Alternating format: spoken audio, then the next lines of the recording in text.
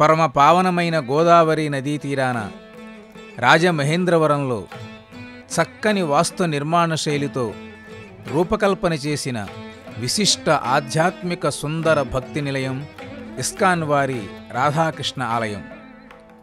ప్రపంచవ్యాప్తంగా కృష్ణతత్వాన్ని మహత్వాన్ని ప్రచారం చేస్తూ భక్తి సంప్రదాయాన్ని పరిమళింపచేస్తూ మానవత్వాన్ని ప్రబోధిస్తూ సామాజిక సేవలతో సనాతనమైన ఆర్షధర్మాన్ని సంరక్షిస్తూ ముందుకు సాగుతుంది ఇస్కాన్ సంస్థ. వృందాయ తులసీదేవ్యాయ ప్రియాయ కేశవస్య చ కృష్ణభక్తి ప్రదే దేవి సత్యవత్యై నమో నమః. వృందాయ తులసీదేవ్యాయ ప్రియాయ కేశవస్య చ కృష్ణభక్తి ప్రదే దేవి సత్యవత్యై నమో నమః. రాజమహేంద్రవరంలో భక్త కల్పవృక్షంగా విరాజిల్లుతున్న శ్రీ రాధా గోపీనాథ ఆలయంలో ప్రధాన వేదికపై రాధా సమేతుడైన శ్రీకృష్ణుడు వేంచేసి భక్తుల్ని అనుగ్రహిస్తూ ఉన్నాడు. తన వంశీనాదంతో జీవులను తరింపచేస్తున్న భక్త మనోజ్ఞుడు, ఆశ్రిత భక్త వాత్సల్య సంపన్నుడు ఈ మురళీధరుడు. శరత్కాల పున్నమి వెన్నెలవలే, పొగడ పువ్వు వలె ధవళకాంతులతో భక్తుల్ని అనుగ్రహించే చల్లని తల్లి రాధాదేవి ఈ గోపీనాథునికి ప్రక్కనే నిలిచి లోకాలన్నింటినీ పరిరక్షిస్తూ ఉంది.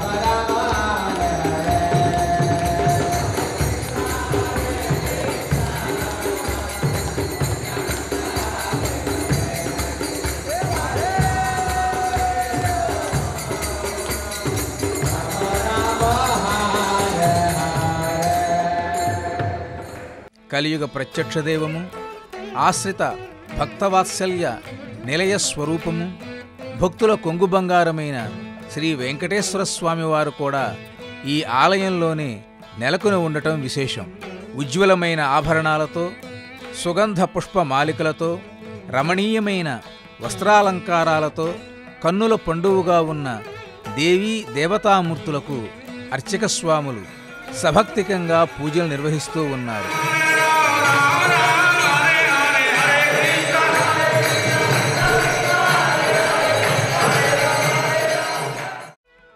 భజే వజ్రైకమండనం సమస్త పాప ఖండనం సుభక్తచిత్తరంజనం సదైవనందనందనం సుపించగుచ్చ మస్తకం సునాదవేణు హస్తకం ఆనందరంగ సాగరం నమామి కృష్ణ సాగరం అంటూ భక్తులు శ్రీకృష్ణ పరమాత్మని స్తుతిస్తూ ఉన్నారు. మఖేశ్వరి, క్రియేశ్వరి, స్వధేశ్వరి, సురేశ్వరి, త్రివేద భారతీశ్వరి, ప్రమాణ శాసనేశ్వరి, రమేశ్వరి, క్షమేశ్వరి, ప్రమోదకాననేశ్వరి, వ్రజేశ్వరి, వ్రజాధిపే శ్రీ రాధికా నమోస్తుతే అంటూ మరికొంతమంది భక్తులు రాధాదేవిని ప్రార్థిస్తున్నారు. ఈ విధంగా ఉభయులను స్తుతిస్తూ భజిస్తూ భక్తులు అర్చనాది కైంకర్యాలను చూసి పారవశ్యంతో వేనోళ్లగా కృష్ణ పరమాత్మను, రాధికాదేవిని కొనియాడుతూ ఉన్నారు.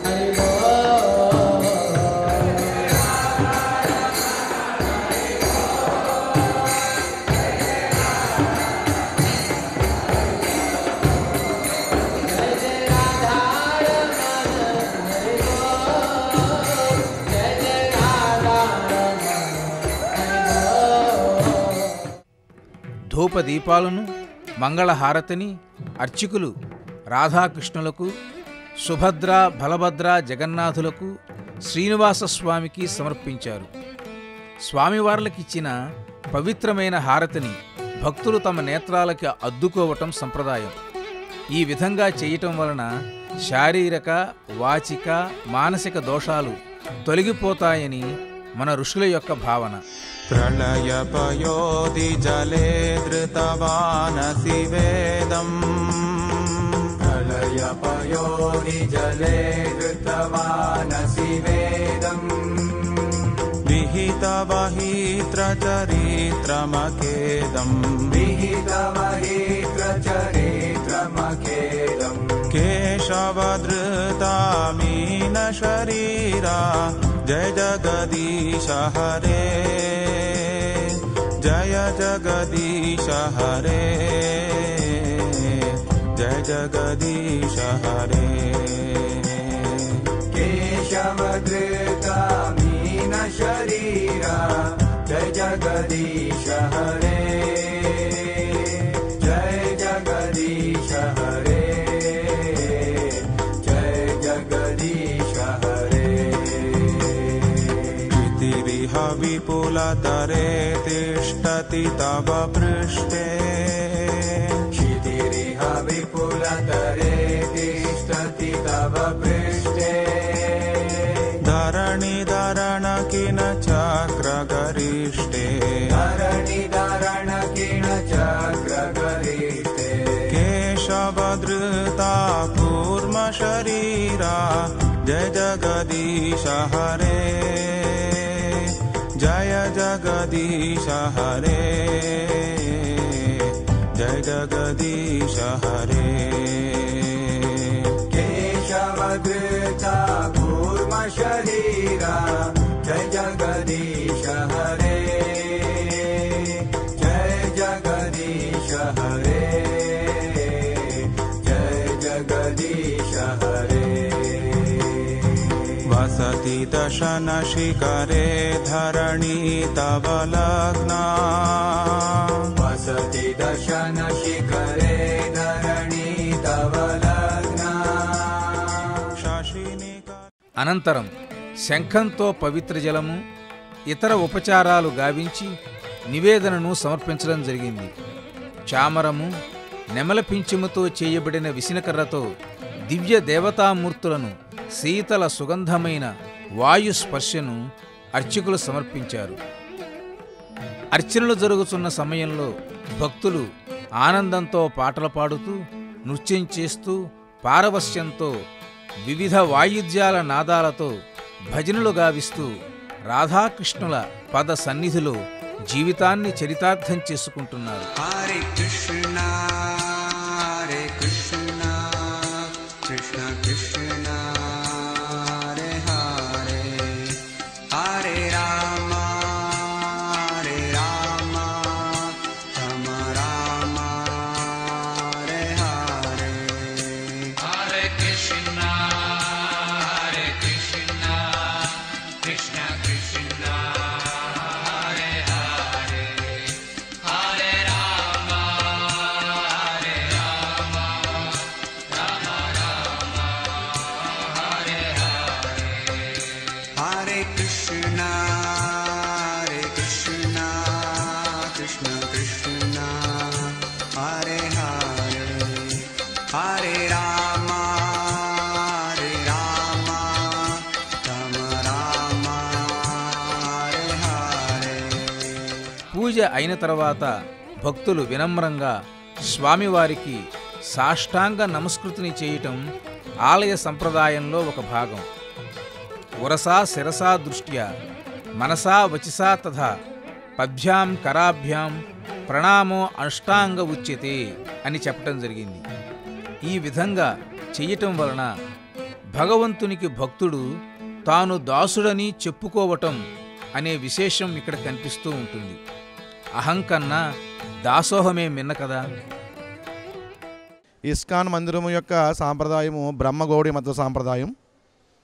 ఇక్కడ అంతా కూడా ఆ, ఈ యొక్క గౌడీ సాంప్రదాయంలో మధ్వ సాంప్రదాయంలో అన్ని పూజలు జరుగుతూ ఉంటాయి. అలంకరణ కానీ ఇవన్నీ కూడా జరుగుతాయి. కలియుగ ధర్మమైనటువంటి హరే కృష్ణ మహామంత్రాన్ని నిరంతరము ఇక్కడ జపించడము, ఇతరుల చేత జపింప చేయడము ఇస్కాన్ యొక్క లక్ష్యం. ఇస్కాన్ వారు ఈ యొక్క గౌడీ సాంప్రదాయం ఉన్నటువంటి కలియుగ ధర్మమైనటువంటి హరినామ సంకీర్తనాన్ని ప్రచారం చేయడానికి శిల ప్రభుపాదుల వారు ఆజ్ఞ మేరకు, ఆయన యొక్క ప్లాన్ మేరకు అద్భుతమైనటువంటి మందిరాలు నిర్మించి అక్కడ వచ్చినటువంటి భక్తుల చేత హరే కృష్ణ మహామంత్రం జపింప చేయడమే ఇస్కాన్ యొక్క లక్ష్యం. ఆ లక్ష్యం నెరవేర్చడానికి మేము ఇతర ప్రాంతాల్లో కూడా ఈ యొక్క హరే కృష్ణ మహామంత్రాన్ని ప్రచారం చేస్తూ ఉంటాము. అదేవిధంగా మన టెంపుల్లో కూడా ఈ యొక్క ఇస్కాన్ రాజమండ్రి టెంపుల్లో కూడా మనం కృష్ణాష్టమోత్సవాలు 10 రోజులు బ్రహ్మోత్సవాలుగా చాలా గ్రాండ్గా జరుపుతామండి. అదేవిధంగా ఇక్కడ గోదావరిలో తెప్పోత్సవం జరుగుతుంది. భగవంతుడికి రోజుకు వాహనం మీద ఊరేగింపు జరుగుతుంది. ఈ విధంగా ఈ రాజమండ్రిలో కృష్ణ చైతన్య మార్గము ద్వారా చుట్టుపక్కల ప్రాంతాలందరూ కూడా ప్రచారం జరుగుతూ ఉంటుంది.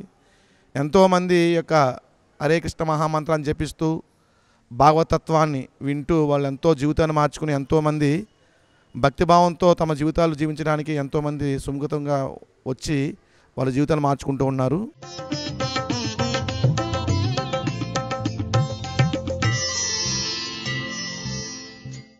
ఆలయంలో వైదికమైన నిత్య కార్యక్రమాలు అయిన తర్వాత పండితులు ధార్మిక ప్రవచనం గావిస్తారు భక్తుల కోసం.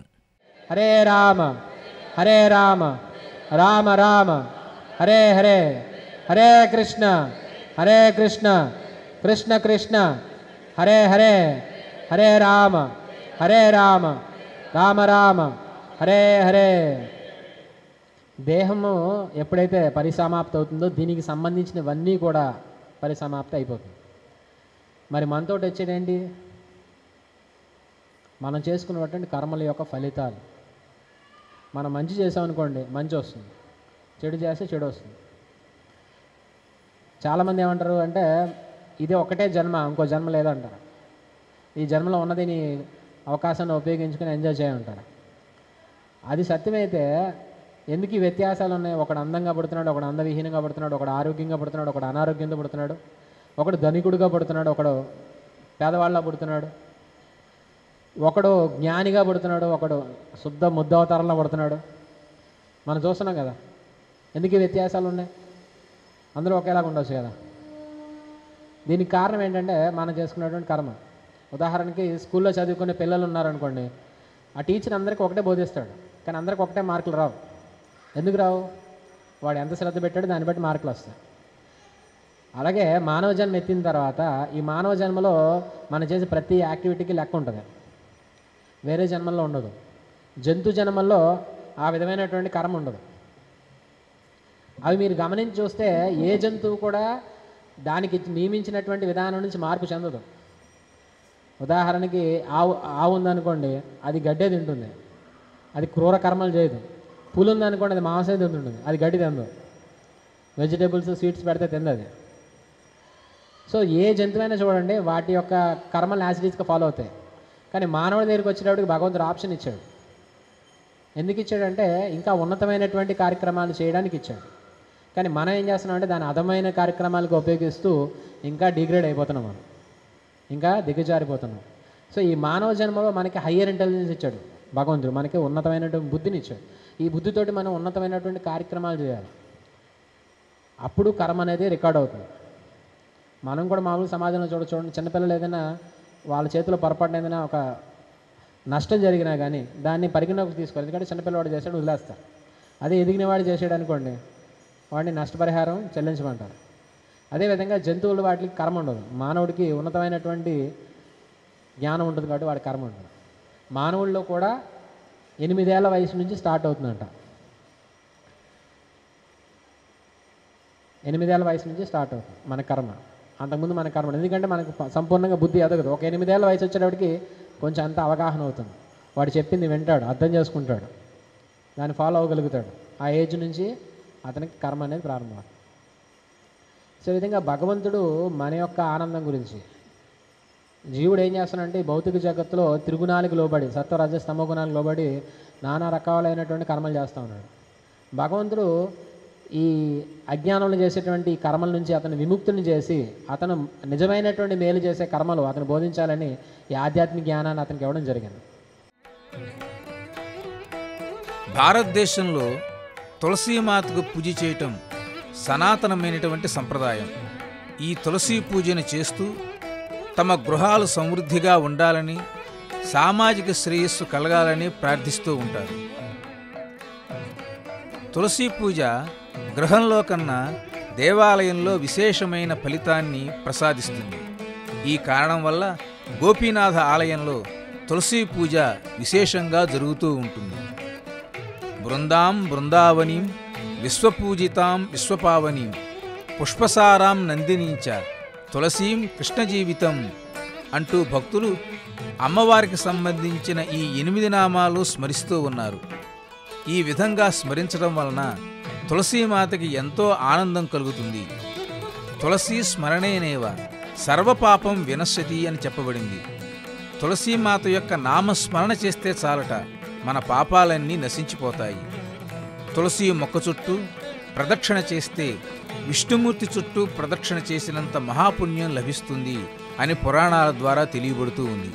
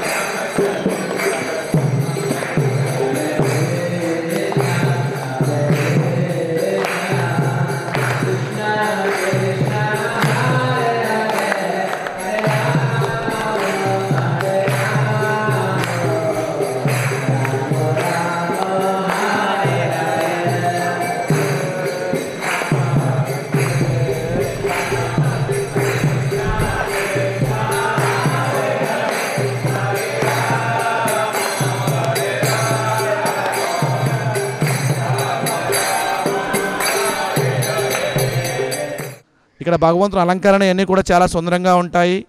భగవంతు కీర్తనలు ఉంటాయి. హరినామ సంకీర్తన చాలా గంభీరంగా జరుగుతూ ఉంటుంది. ఇదంతా కూడా భగవంతుని యొక్క కోరిక మేరకు ఇవన్నీ కూడా జరుగుతూ ఉన్నాయి. ఇవన్నీ కూడా ఇస్కాన్లో అన్నీ కూడా శాస్త్రయుక్తంగా నారద పంచరాత్రి విధానం ప్రకారము భాగవతము, భగవద్గీత, వేద ప్రమాణం ఆధారంగా ఇక్కడ అన్ని పూజలు జరుగుతూ ఉంటాయి. ఇక్కడ ఎంతోమంది వచ్చి ఆధ్యాత్మికమైనటువంటి జ్ఞానాన్ని పొంది వాళ్ళందరూ కూడా ఆనందంగా జీవించడానికి కావాల్సినటువంటి ప్రణాళిక ఈ మందిర నిర్మాణంలో ఉంది. కాబట్టి ఈ మందిరానికి ఎంతోమంది భక్తులు వస్తూ ఉంటారు. ఎంతోమంది ఆధ్యాత్మికమైనటువంటి భగవంతుని యొక్క దర్శనం చేసుకుని వాళ్ళందరూ కూడా ఎక్కువ సమయం ఇక్కడ మందిరాల్లో గడిపి వాళ్ళు ఎంతో ఆనందంతో వెళ్తూ ఉంటారు.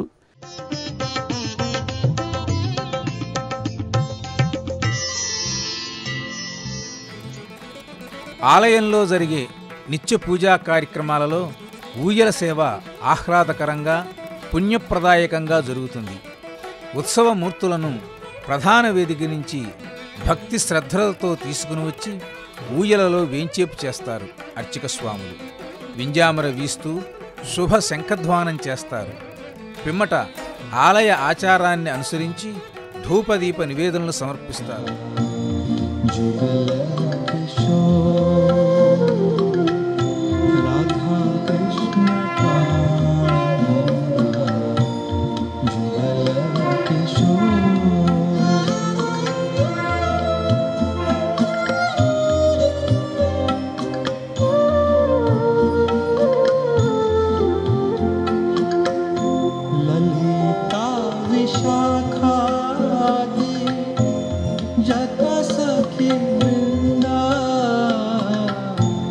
ललिता विशाखा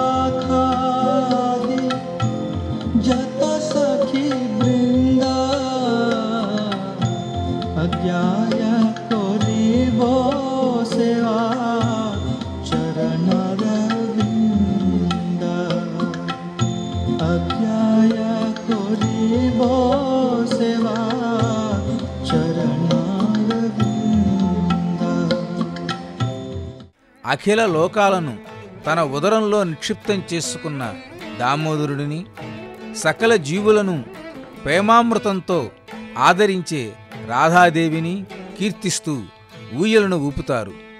భగవత్ లీలా విలాసంగా జరిగే ఈ ఊయల ఉత్సవం అయిన తర్వాత తిరిగి యథాస్థానంలో రాధాకృష్ణులను ఉంచి అర్చకులు భక్తులు కైమోడ్పులు సమర్పిస్తారు.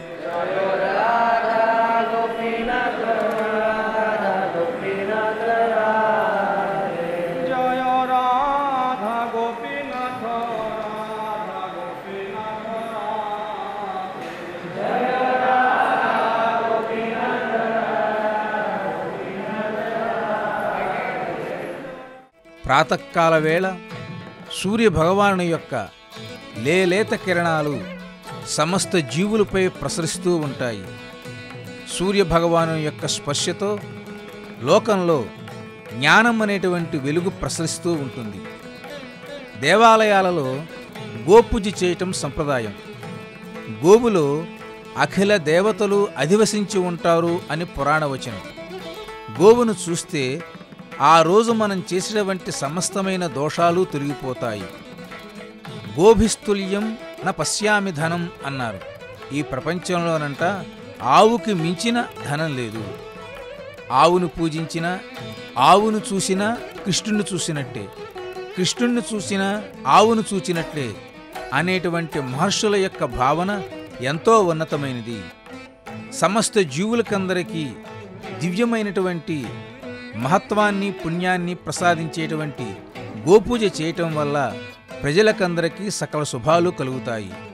నమో బ్రహ్మణ్యదేవాయ గోబ్రాహ్మణ హితాయ చ జగద్ధితాయ కృష్ణాయ గోవిందాయ నమో నమః.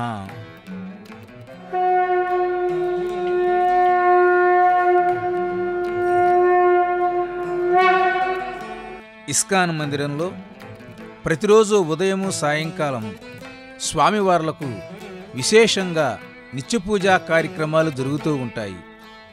ఇతర దేవాలయాల్లో కన్నా ఇస్కాన్ దేవాలయాల్లో ఒక విశేషం ఏమిటంటే భక్తులందరూ కలిసి భజనలు గావిస్తూ ఉండగా పూజలు చేయటం అనేటువంటిది. కలియుగంలో స్మరణ అనే దాని వలనే ముక్తి లభిస్తుంది అన్నారు. రెండవది, భక్తులందరూ కలిసి పూజా కార్యక్రమాలు చేయటం వలన ముక్తి లభిస్తుంది అన్నారు. కాబట్టి కలియుగంలో అందరూ కలిసి దివ్యమైనటువంటి హరే రామ హరే కృష్ణ అనేటువంటి మంత్రాన్ని చదువుకుంటూ భజనలు చేస్తూ తమ జీవితాలను ధన్యం చేసుకుంటూ ఉన్నారు. నమస్తే శ్రియై రాధికాయై పరాయై నమస్తే నమస్తే ముకుంద ప్రియాయై సదానందరూపే ప్రసీదత్వమంతః ప్రకాశే స్ఫురంతి ముకుందేన సార్ధం మహాంబోధిస్తీరే కనకరుచిరే నీలశిఖరే వసన్ ప్రాసాదాంత సహజ బలభద్రేణ బలిన సుభద్రా మధ్యస్థః సకల సురసేవావసరదౌ జగన్నాథస్వామి నయనపదగామి భవతుమే శ్రియకాంతాయ కళ్యాణ నిధయే నిధయేర్థినాం శ్రీవేంకట నివాసాయ శ్రీనివాసాయ మంగళం. సర్వే జనా సుఖినో భవంతు.